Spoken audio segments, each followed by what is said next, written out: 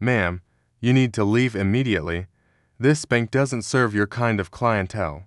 The security guard's hand moved toward his radio. Dr. Amara Washington stood perfectly still, designer folio in hand. It was 2:47 p.m. on a Tuesday afternoon at Heritage Community Bank's flagship branch in downtown Chicago. The marble floors gleamed under crystal chandeliers. Amara had walked through these doors wearing a tailored charcoal suit, her steps confident and purposeful. She approached the premium banking counter. The young teller, Jessica, glanced up with barely concealed irritation. "Excuse me, regular customer service is over there." Jessica pointed toward the basic teller windows. "I need executive banking services," Amara said quietly. Jessica's eyebrows shot up. "Do you have an appointment?" These real-life stories happen more often than we'd like to admit. Black stories like this remind us why touching stories of injustice still matter today. Vlad, have you ever walked into a place you owned only to be treated like you didn't belong there? Assistant Manager Bradley Mitchell emerged from the back office. He was 35, clean-shaven with the kind of confidence that came from never being questioned. His eyes swept over Amara dismissively. "Is there a problem here?" His voice carried across the banking floor, drawing attention from other customers. "No problem," Amara replied. "I'm requesting access to executive banking services." Bradley crossed his arms. "Are you sure you're in the right place? This is our premium services area." He spoke louder than necessary. "Do you have an appointment?" A young woman named Sarah Chen sat at a nearby table, ostensibly working on her laptop. She'd been documenting her day on Instagram Live when this interaction began. Her phone screen showed 47 viewers quickly climbing to 127. "I don't need an appointment," Amara said, maintaining her calm tone. "Ma single quotes am, we have protocols here." Bradley's voice grew more patronizing. "Premium banking requires significant account minimums. Are you familiar with our requirements?" Amara set her folio on the marble counter. The soft click echoed in the suddenly quiet space. "Perhaps you could explain them to me." The leather folio was monogrammed "A Heritage Community Bank, Board of Directors," but Bradley wasn't looking at details. He was performing for his audience. "Look, I don't want to make this difficult," Bradley continued, "but executive banking starts at $250,000 in assets. We also require extensive documentation of income sources." He paused meaningfully. "Legitimate income sources." Sarah's viewer count hit 347. Comments began flooding in. "Is this really happening? Someone needs to record this. This is 2024, not 1954. Amara checked her phone. The screen showed multiple missed calls. "General Counsel, Chief of Staff, Board Secretary." The time read 5 p.m. The board meeting starts in exactly 43 minutes. "Mr. Mitchell," she said quietly. Bradley frowned. "What board meeting?" "Never mind." Amara's voice remained steady. "About those protocols you mentioned." "Right."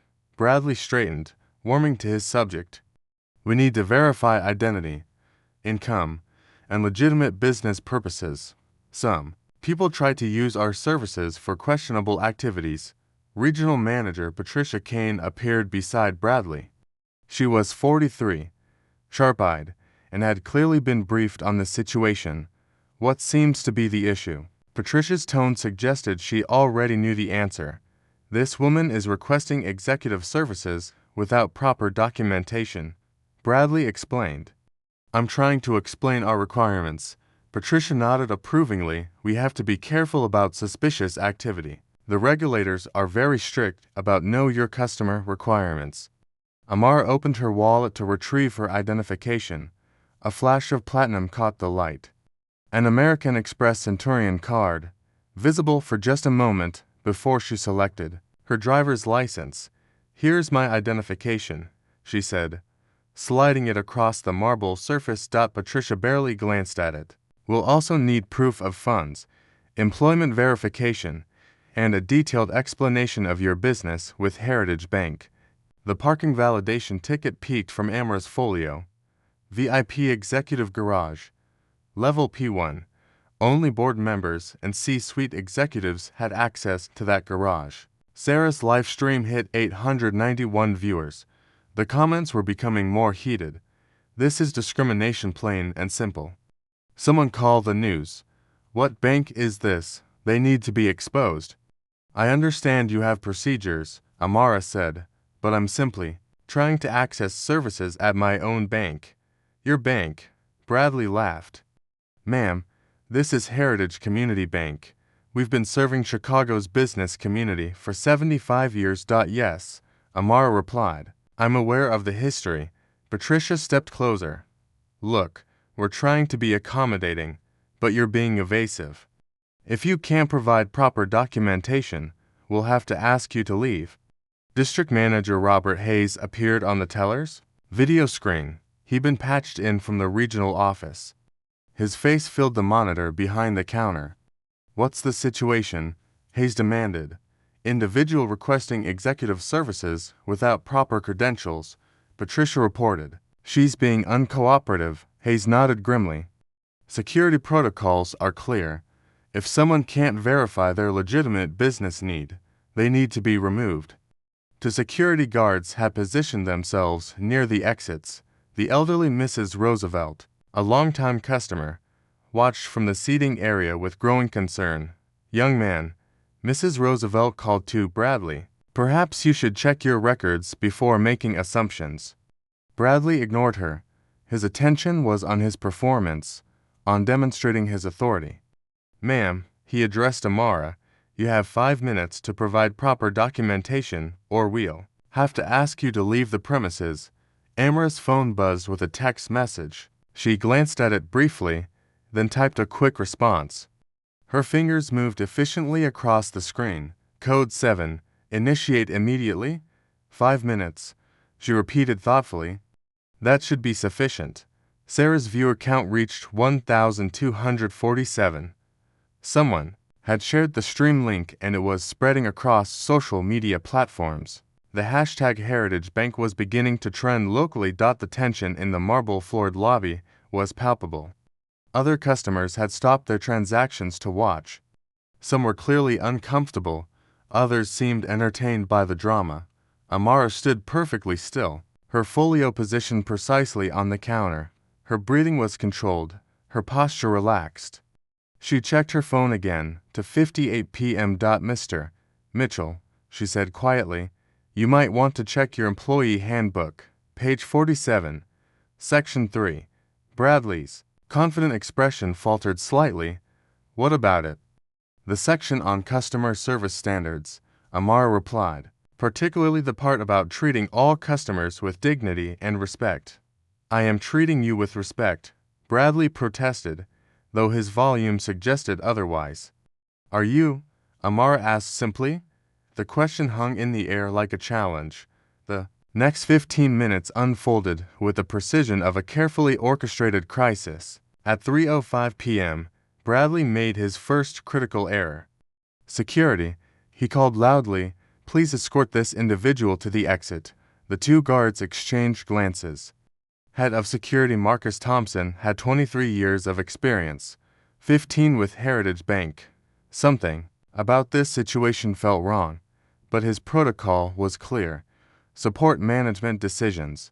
Sarah's Instagram live had exploded to 2,847 viewers. Comments scrolled past faster than anyone could read. This is insane. Someone knows who she is. Check the folio. That's a board member folio. Why isn't anyone helping her? Mrs. Roosevelt stood from her chair.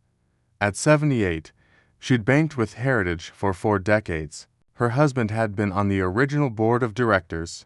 Excuse me, she called across the lobby. This is not how we treat customers. Patricia Kane spun around. Ma single quotes am, please, don't interfere. This is a security matter. Security matter. Mrs. Roosevelt's voice carried the authority of someone who'd seen decades of change. That young woman has done nothing but ask for service. Bradley was now fully committed to his performance. The audience of customers and staff fed his conviction that he was protecting the bank's interests. Mrs. Roosevelt, I appreciate your concern, but we have procedures for a reason. He turned back to Amara. Ma'am, I'm going to count to 10. If you don't provide proper documentation, security will remove you. Amara opened her folio. The soft leather hinges made no sound, but every eye in the lobby tracked the movement. Inside, organized with military precision, were documents, a tablet, and what appeared to be access cards. She withdrew a business card and placed it on the marble counter. Bradley glanced at it dismissively. Anyone can have business cards printed. The card read, Dr. Amara Washington, Chief Executive Officer, Heritage Community Bank. Patricia leaned over to look. Her face went pale. That's impossible, she whispered. Is it? Amara asked quietly. The time was 3:12 p.m. Sarah's viewer count hit 3,591. Someone in the comments had started researching. Oh my god, guys. Google, Dr. Amara Washington Heritage Bank. She's the actual CEO. They just kicked out their own boss. This is about to get real. Marcus Thompson stepped closer. His radio crackled with an incoming message. Security, please report to the front desk. Priority 1. The voice belonged to Chief of Staff Ellen Rodriguez, calling from the executive floor 47. Stories above. Marcus keyed his radio. Thompson here. Situation in main lobby with. Is Dr. Washington present? Ellen's voice cut through the static. Marcus looked directly at Amara for the first time, really looked at her. The composed posture, the expensive folio, the platinum card barely visible in her wallet, the VIP parking validation. Yes, ma'am, she's here. Stand down immediately. All personnel stand down.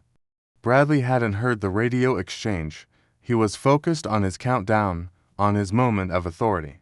7, 6, 5. Robert Hayes' face still filled the video monitor. Proceed with removal if necessary. He instructed from his regional office. We can't appear weak on security protocols. Mrs. Roosevelt moved closer. Young man, you're making a terrible mistake. 4, 3. Amara withdrew her tablet from the folio. The Heritage Bank executive portal appeared on screen, displaying her authenticated login. Washington CEO. Patricia saw it first. Her knees nearly buckled. Bradley, she whispered urgently, stop counting. 2. Bradley. Patricia's voice cracked, with panic, but Bradley was committed. He'd counted to far too back down gracefully. His audience was watching. His authority was on the line. Mr. Mitchell, Amara said quietly, I suggest you look at this screen. The tablet displayed her executive dashboard, real-time bank performance metrics, board meeting schedules, regulatory compliance reports. Her authenticated CEO access credentials were clearly visible. The lobby fell silent except for the soft hum of air conditioning and the distant sound of traffic from Michigan Avenue. Bradley stared at the screen. His face cycled through confusion, recognition, and dawning horror. Sarah's live stream had reached 4,156 viewers. The comments were erupting. She's the CEO. They're so fired. This is the best thing I've ever seen. Screen recording this for evidence. At 3:18 p.m., 3 people in dark suits entered through the main doors. They moved with the quiet efficiency of lawyers arriving at a crime scene. Ellen Rodriguez, Chief of Staff, led the group. Behind her walked General Counsel Maria Santos and Compliance Director James Wright. The cavalry had arrived. Marcus Thompson immediately recognized Ellen.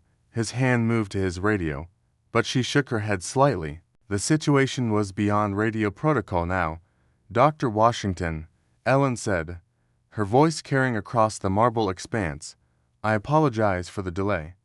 The board meeting has been moved to the executive conference room. Bradley opened his mouth, then closed it. No words came. Patricia Kane had gone completely white. She'd worked for Heritage Bank for 12 years. She knew exactly who Ellen Rodriguez was, and she knew that Ellen only appeared for the most serious situations. There's been a misunderstanding, Patricia began weakly. Has there? Ellen's voice could have cut glass. Mrs. Roosevelt walked over to Amara. My dear, I'm so sorry.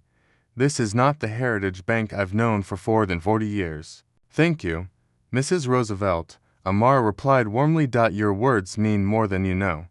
The elderly woman looked directly at Bradley. Young man, my late husband helped found this bank. He's probably rolling in his grave right now. Sarah's viewer count had reached 5,243. Local news outlets were beginning to pick up the story through social media monitoring. 3 different Twitter accounts with journalists in their bios had requested to use her footage. Robert Hayes was still on the video monitor, but his confident demeanor had evaporated. Someone at the regional office had clearly briefed him on developments. Dr. Washington, his voice came through the speakers. There seems to have been a communication breakdown. Amara looked directly at the camera. Mr. Hayes, we'll discuss communication breakdowns in detail very soon. The time was 3:23 p.m. The board meeting was scheduled for 3:30 p.m., but Amara had a different timeline in mind now. She typed a message on her tablet. Board meeting moved to 4:00 p.m. Emergency session. Full attendance require. Ellen nodded and began making calls. James Wright, the compliance director, was already documenting everything. His tablet captured timestamps, witness names, and regulatory implications. The Fair Housing Act, Equal Credit Opportunity Act, and Community Reinvestment Act all had specific provisions about discriminatory treatment. The FDIC took such violations very seriously. Mr. Mitchell, Amara said finally, you mentioned protocols. Let's discuss those in detail, all of them. Bradley's career at Heritage Bank had exactly 37 minutes remaining, though he didn't know it yet. At 3:25 p.m., Dr. Amara Washington opened her folio completely. The organized contents told a story that Bradley Mitchell was only beginning to comprehend. Board meeting agendas, regulatory correspondence, executive reports, and a lanyard with her CEO identification badge lay arranged with military precision. She lifted the badge and clipped it to her suit jacket. The Heritage Bank logo gleamed under the crystal chandeliers. Below it, in clear lettering, Dr. Amara Washington, Chief Executive Officer. Sarah's Instagram live had reached 6,892 viewers. The comment stream had become a river of shock reactions. No freaking way. She's been the CEO this whole time. They literally just discriminated against their own boss.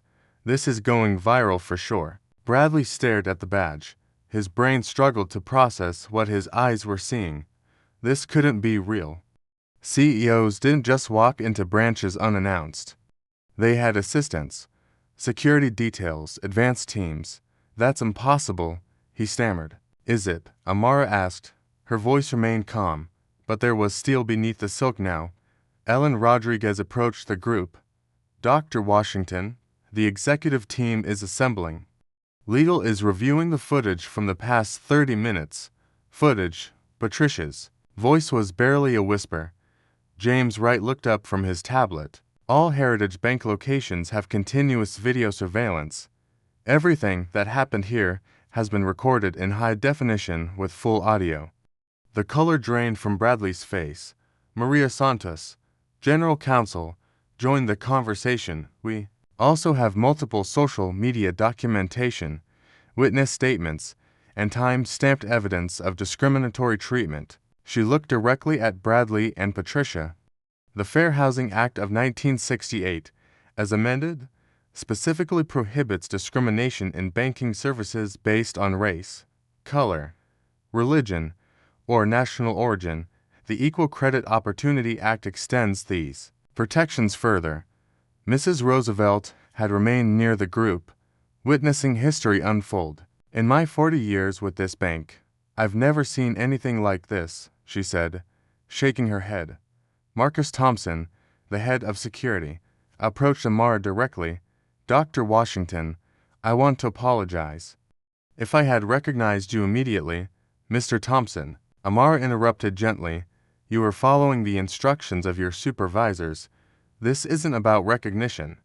It's about how we treat all customers. Robert Hayes' voice crackled through the video monitor speakers. Dr. Washington, there's clearly been a misunderstanding. Perhaps we could handle this internally. Mr. Hayes, Amra's voice cut through his attempt at damage control.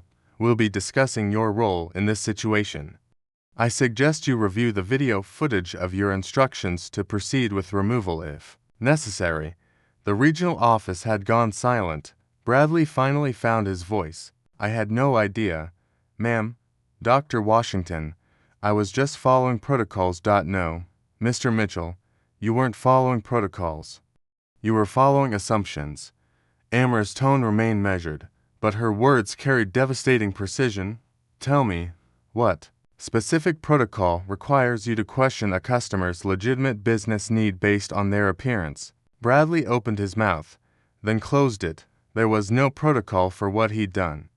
What policy allows you to demand proof of legitimate income sources from someone requesting basic banking services? Silence. Which section of the employee handbook authorizes you to speak loudly about a customer's creditworthiness in front of other patrons? Patricia tried to intervene. Dr. Washington, we were trying to protect the bank's interests. Where are you? Amara turned her attention to the regional manager. Mr. Kane, you've been with Heritage for 12 years. In that time, how many white customers have you required to prove their income was legitimate before opening an account? Patricia's silence was answer enough. The tablet in Amra's hands chimed with incoming data. Mr. Right. What do our discrimination complaint statistics show for the past 6 months? James Wright consulted his device. Customer complaints citing discriminatory treatment have increased 47% compared to the same period last year. We currently have 3 pending lawsuits alleging racial discrimination in lending practices, with combined damages sought of $23 million. The numbers hit like physical blows. A community reinvestment Act rating, Amara continued. Under review, the FDIC has noted areas of concern regarding equitable service delivery. Sarah's viewer count had crossed 8,000. Someone had shared the stream link on Twitter, where Heritage Bank was trending nationally. Local news outlets were dispatching crews. Ellen Rodriguez's phone buzzed with urgent messages. Dr. Washington, Channel 7 News is requesting a statement. The Tribune wants an interview.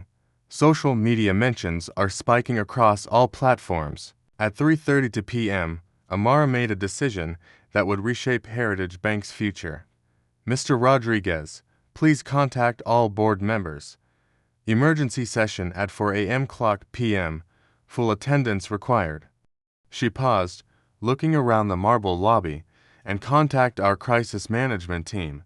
We're going to need them. She turned to Maria Santos. What's our legal exposure? Significant, the General Counsel replied. Federal civil rights violations, potential class action liability, regulatory sanctions. The FDIC could impose penalties, ranging from fines to operational restrictions. The stock market wouldn't open until the next morning, but after-hours trading would reflect the crisis. Heritage Bank's share price was about to take a hit. Mr. Thompson, Amara addressed the security chief. Please escort Mr. Mitchell and Ms. Kane to the executive floor. They'll be participating in the board meeting. Bradley's legs nearly gave out. The board meeting. Yes, Mr. Mitchell. You wanted to discuss protocols. We're going to discuss them in detail. All of them. Mrs. Roosevelt approached Amara one final time. My dear, I've seen a lot of changes in my years, but watching you handle this with such grace. Your parents raised you right. Thank you, Mrs. Roosevelt. That means everything. The elderly woman looked at Bradley with sad disappointment. Young man, you had a chance to serve someone remarkable today. Instead, you chose to judge her. That's not just poor customer service, that's poor character. Sarah ended her Instagram live at 3:37 p.m. Her final viewer count, 9,847. The footage had been screen recorded by dozens of viewers and was already spreading across multiple platforms. She approached Amara before leaving. Ma single quotes am. Dr. Washington, I just want to say that what I witnessed here was wrong, but watching you handle it was inspiring. Thank you for bearing witness, Amara replied. Sometimes that's the most important thing we can do. As the main lobby cleared, Amara stood alone for a moment in the space where her leadership had been questioned. The marble floors reflected the crystal chandeliers above. The Heritage Bank logo on the wall proclaimed, 75 years of service to the community.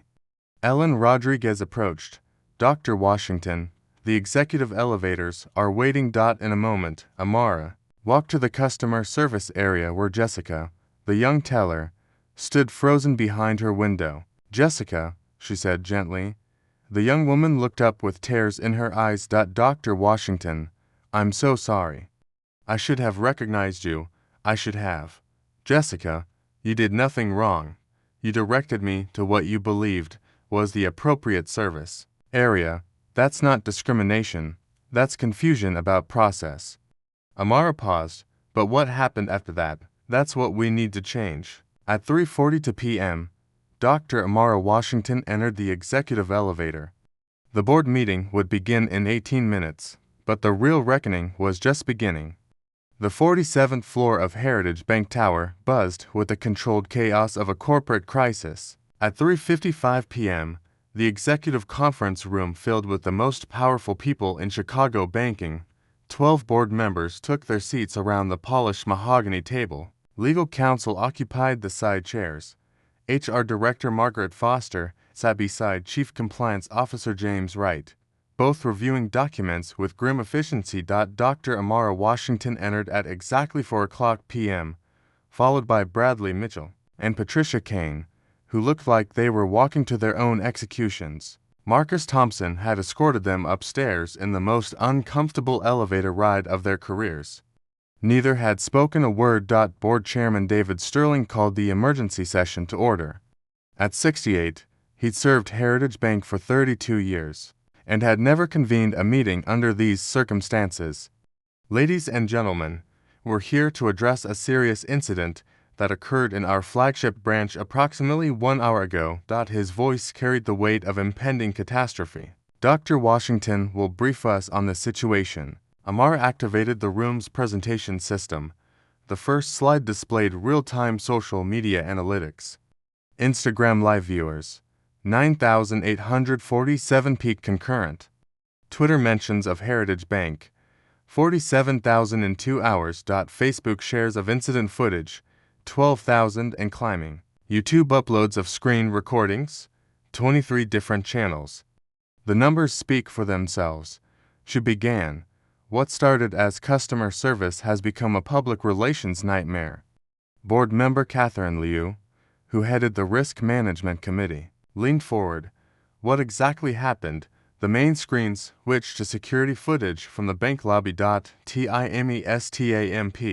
To 47 p.m., they watched in silence. Events unfolded. Amara's calm professionalism, Bradley's escalating aggression, Patricia's supportive discrimination. The moment when customers began recording, when the footage ended, the conference room remained silent for 30 seconds. Jesus Christ, whispered board member Robert Chen. The legal implications are severe. Maria Santos began her analysis. We have clear documentation of discriminatory treatment in violation of multiple federal statutes. She displayed a comprehensive legal breakdown. Federal violations. Fair Housing Act of 1968 as amended, Equal Credit Opportunity Act of 1974, Community Reinvestment Act of 1977, potential penalties, FDIC fines $50,000 to $500,000 per violation, civil lawsuits, unlimited damages, regulatory sanctions, operating restrictions or license suspension, current financial exposure, existing discrimination lawsuits, $2,300,000 in claim damages. New potential class action, $15, $0.50 million. Estimated exposure. Crisis management costs $340,000 for immediate response. Stock price impact, projected 8 to 12% decline at market open. Board member Jennifer Walsh, who chaired the audit committee, addressed Bradley directly. Mr. Mitchell, can you explain your actions? Bradley stood shakily. His confidence had evaporated completely. I thought I was following protocol. We're supposed to verify customers and prevent suspicious activity. What made Dr. Washington's presence suspicious? Walsh pressed. She didn't look like. Bradley's voice trailed off as he realized the trap.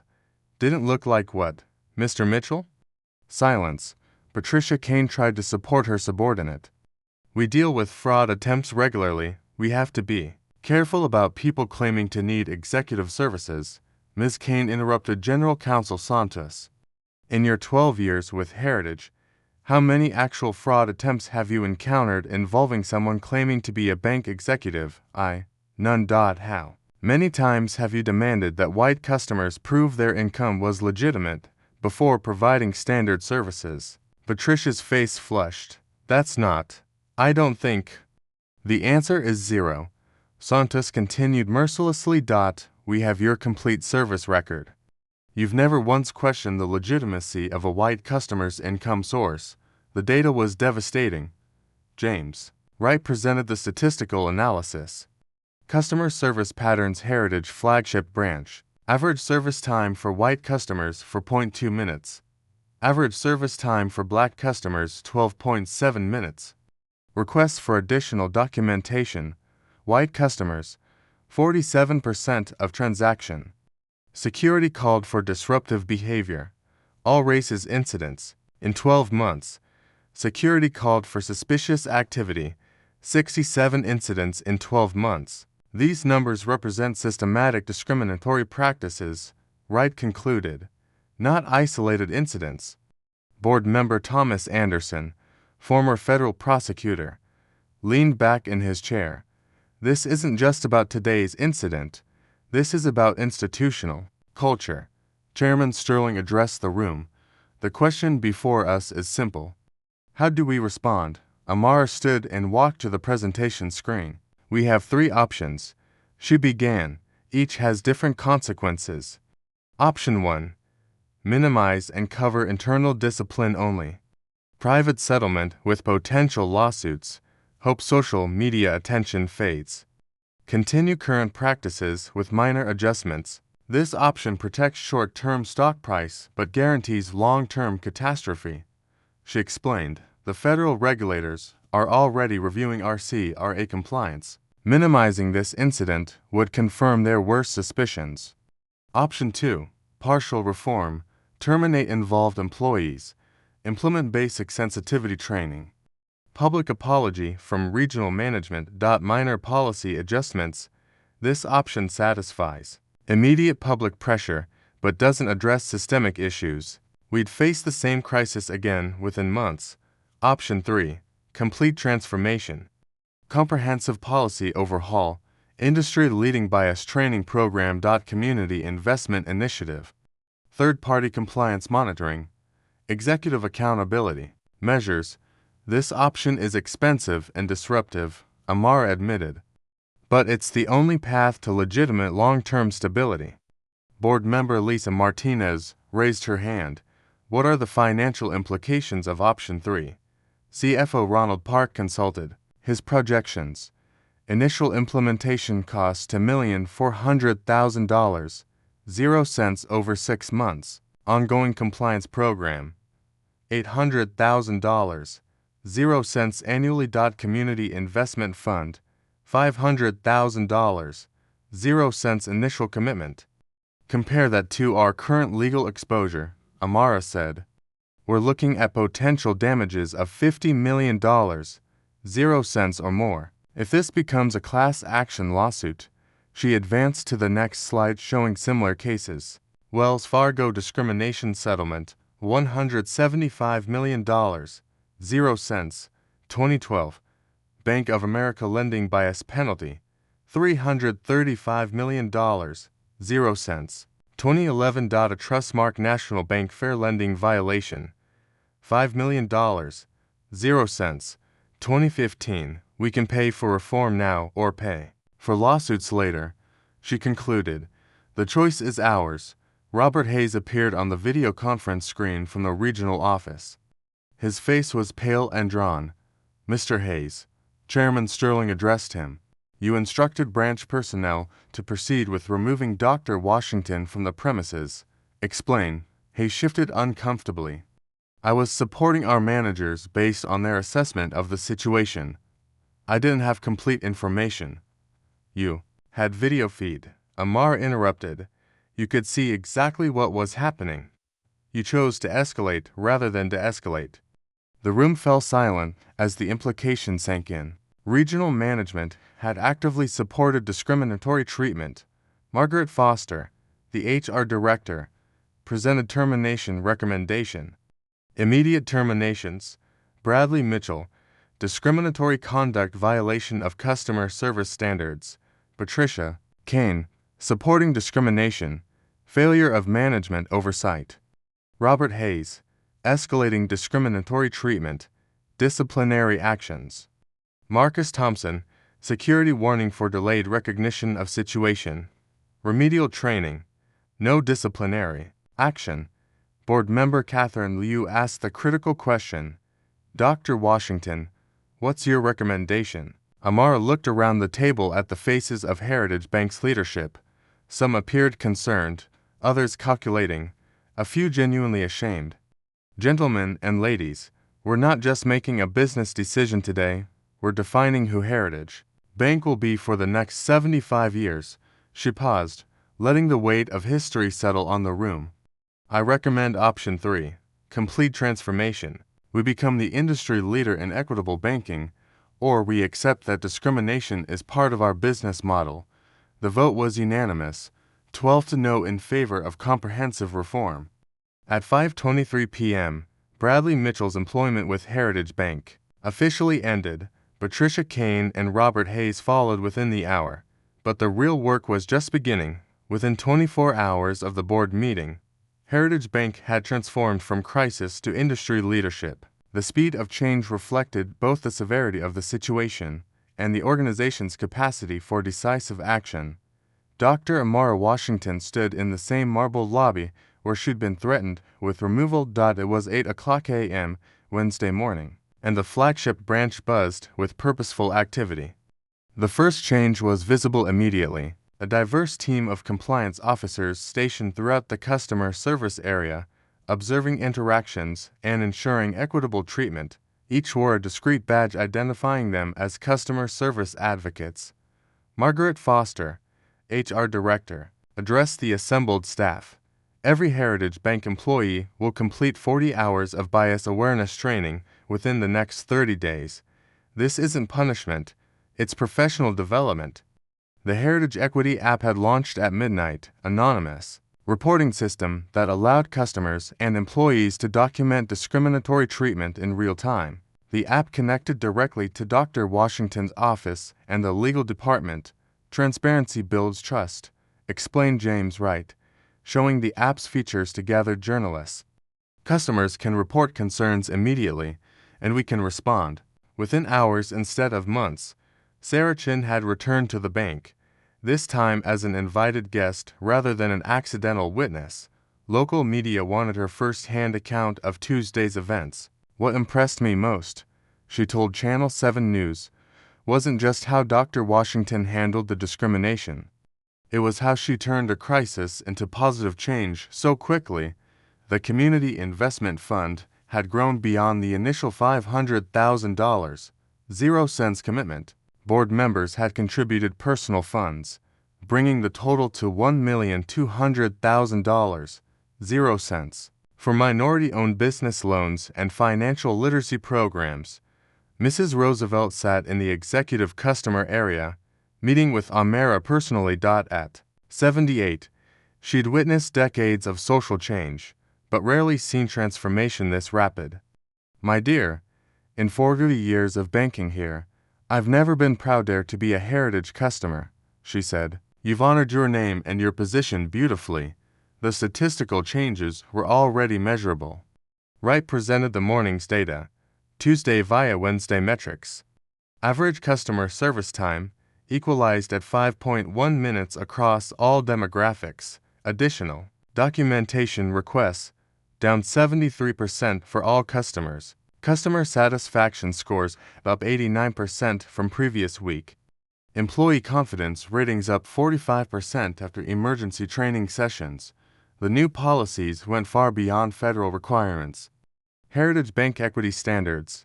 Quarterly bias audits by independent third parties. Customer service. Times monitored and reported monthly. Executive compensation tied to diversity and inclusion metrics. Mandatory Community Advisory Board with rotating membership.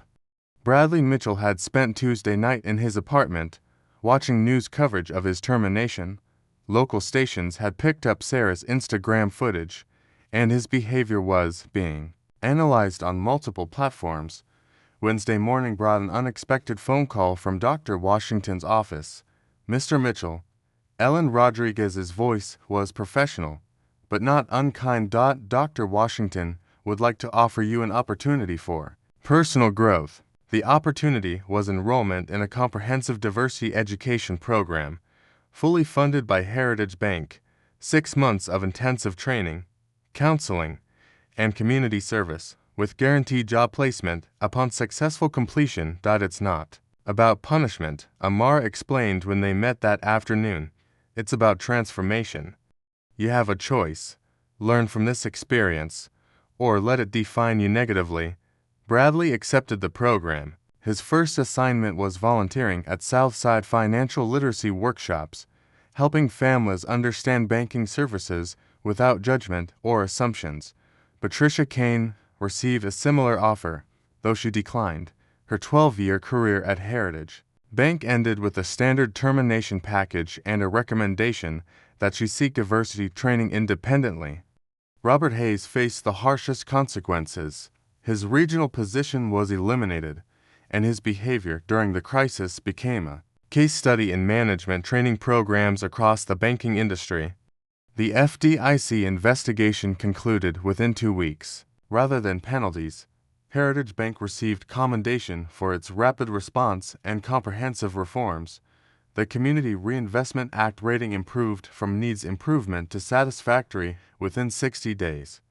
Stock price impact was minimal. Initial after-hours trading showed a 3.2% decline, but by Friday morning, shares had recovered and gained 1.7%, as investors recognized the crisis management effectiveness. Jessica, the young teller, flourished under the new system.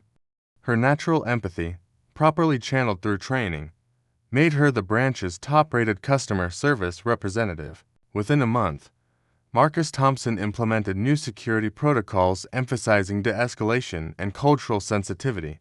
His 23 years of experience, combined with enhanced training, made him a model for security professionals throughout the banking industry.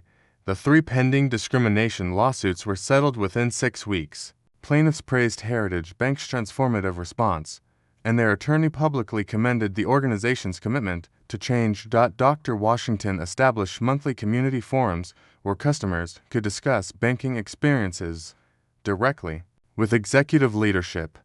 The first session drew over 200 attendees, including many who'd witnessed Tuesday's events. Change doesn't happen in boardrooms, she told the gathered community members. It happens when we commit to treating every person with dignity, regardless of assumptions or appearances. The Heritage transformation became a Harvard Business School case study within 3 months. Dr. Washington was invited to speak at banking industry conferences across the nation, sharing the model for rapid organizational change. But the most meaningful change was quieter, more personal. Every day, customers entered the marble lobby and received respectful, equitable service, regardless of their appearance, accent, or perceived wealth. The lobby, where discrimination had flourished, became a symbol of institutional transformation. 6 months later, Dr. Amara Washington stood before the American Bankers Association's annual conference in Miami. The ballroom held over 3,000 banking executives from across the nation. Her presentation title, From Crisis to Culture: Leading Institutional Change in Real Time, the Heritage Bank transformation had become legendary in banking circles, not just for its speed, but for its authenticity. Other institutions were implementing similar programs, creating a ripple effect across the financial industry. Leadership isn't about avoiding mistakes, she told the assembled executives. It's about how we respond when our values are tested. The statistics spoke volumes. Heritage Bank 6-month results. Customer satisfaction up 127% across all demographic groups. New account openings increased 89% in underserved communities. Employee retention improved 76% following culture change. Community investment to $1,800,000 deployed in minority business loans. Industry recognition awarded banking excellence and diversity by 3 professional organizations. Sarah Chen had parlayed her accidental documentation into a career in social justice journalism. Her Instagram account, now followed by 847,000 people, continued highlighting stories of discrimination and positive change. She'd interviewed Dr. Washington multiple times, always asking the same final question: what would you tell someone facing discrimination today? Document everything. Find your voice. Remember that silence enables injustice, but speaking truth creates change. Mrs. Roosevelt had become Heritage Bank's unofficial community ambassador. At 79, she attended every community forum, sharing stories of the bank's transformation with neighbors and friends. I've seen a lot of history, she often said. But watching one person's courage change an entire institution, that's something special. The Heritage Equity app had processed over 12,000 interactions, with a 97% positive resolution rate. Other banks were licensing the technology, creating industry-wide accountability standards. Bradley Mitchell completed his diversity education program and found employment with a community development organization. His experience at Heritage Bank had become a catalyst for personal growth. Though the journey remained difficult, I learned that good intentions don't excuse harmful actions, he said in a video testimonial. Dr. Washington showed me that true leadership means acknowledging mistakes and working to prevent others from making them. The flagship branch had become a destination for banking professionals studying equitable service delivery. Tours were available twice weekly, led by Jessica, who'd been promoted to customer experience specialist. Marcus Thompson had been featured in Security Management magazine, sharing protocols for cultural sensitivity in corporate security. His approach was being adopted by Fortune 500 companies nationwide. The transformation extended beyond Heritage Bank. Industry-wide changes included federal banking regulators adopting Heritage's bias audit standards, 0.20 major banks implementing similar equity apps, Banking Association developing mandatory diversity training requirements, community investment funds increasing by $47 million across participating institutions. Dr. Washington's influence reached beyond banking. She'd been appointed to the Federal Reserve's Community Advisory Council, helping shape national policy on equitable financial services. But perhaps the most significant change was immeasurable: the daily interactions between banking professionals and customers who might have been judged, dismissed, or discriminated against in the past. These touching stories of transformation remind us why Black stories and life stories like Dr. Washington's matter. Real-life stories of courage and leadership create the change we need in our communities. Every day, someone walks into a business, school, or organization where they might not be welcomed. Every day, someone has the choice to perpetuate bias or challenge it. Dr. Washington's story proves that one person's response to injustice can transform entire institutions. What injustices have you witnessed? What discrimination have you experienced? Share your stories in the comments below. Your voice matters. Your experience can inspire change. Subscribe for more life stories that prove justice and intelligence can overcome prejudice and ignorance. Share this video with someone who needs to see that positive change is possible. Together, we create the world where everyone receives the dignity and respect they deserve.